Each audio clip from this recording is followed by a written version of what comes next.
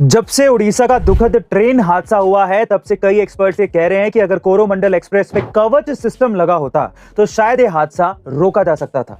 पर आखिर एक कवच सिस्टम है क्या, चलिए जानते हैं। लेकिन उससे पहले हमारे A2 मोटिवेशन चैनल को सब्सक्राइब कर लीजिए, ऐसी इंफॉर्मेशन मिलती रहेगी। अब कवच सिस्टम के बारे में जानते हैं। दरअसल जब भी कोई ट्रेन किसी दूसरी ट्रेन से टकराती है तो उसके सिर्फ दो कारण हो सकते हैं। या तो इस ट्रेन के ड्राइवर से कोई सिग्नल मिस हो गया हो या फिर ट्रेन के सामने विजिबिलिटी बिल्कुल ही कम हो।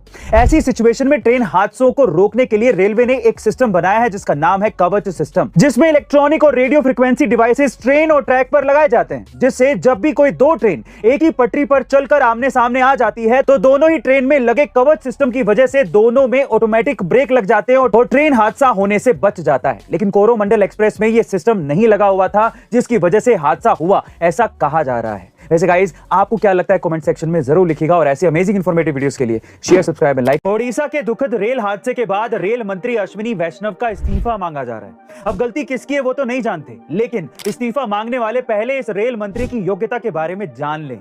रेल मंत्री अश्विनी वैष्णव बीटेक इलेक्ट्रॉनिक्स में गोल्ड मेडलिस्ट हैं, आईआईटी कानपुर से एमटेक किए हुए हैं, आईएएस में ऑल इंडिया रैंक 27 हासिल की है और भारत सरकार के डेप्यूटी सेक्रेटरी रहने के साथ ही पेंसिल्वेनिया यूनिवर्सिटी से एमबीए, अमेरिका के जी ट्रांसपोर्टेशन के एमडी, जर्मनी के सिमेंस के वीसी और मोगन पोर्ट अथॉरिटी के चेयरमैन रहे हैं। साथ ही VG auto component private limited और 3T auto logistic private limited की स्थापना भी इन्होंने की है और अब केंद्रीय रेल मंत्री और टेलीकॉम मंत्री हैं, जिन्होंने 5G का सबसे बड़ा रोल आउट, वंदे मातरम और मॉडर्न ट्रेन की सोच दी है। इस व्यक्ति की इतनी योग्यता के अलावा कर्तव्यनिष्ठ, ज्ञान, समर्पण, देशभक्ति और अपने काम के प्रति पैशन इन्हें बाकी पुराने रेल मंत्रियों से अलग बनाता है। ऐसे ईमानदार व्यक्ति के साथ पूरा देश खड़ा है। हादसे हो सकते हैं लेकिन किसी पे थोपे नहीं जा सकते। आपका इसके बारे में क्या कहना है कमेंट सेक्शन में जरूर लिखिएगा। आखिर गौतम अडानी की डूबती नैया को किस शख्स ने पार लगाया जो आज गौतम अडानी फिर से बाउंस बैक करके खड़ा हो गया?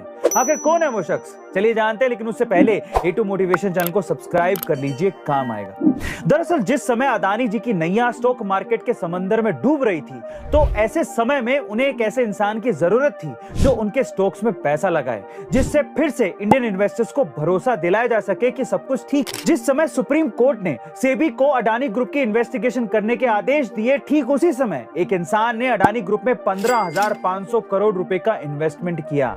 यही नहीं, इन सारे पैसों से उसने 10,000 करोड़ रुपए कमाए भी। साथ ही वो अडानी ग्रुप में 7,000 करोड़ रुपए और इन्वेस्ट करना चाहता है, जिससे वो धीरे धीरे अडानी ग्रुप में गौतम अडानी के बाद दूसरा सबसे बड़ा शेयर होल्डर बन सकता है। जी हाँ गाइस, वो इंसान है गुजराती परिवार से बिलोंग करने वाले GQG पार्टनर के CEO राजीव जैन।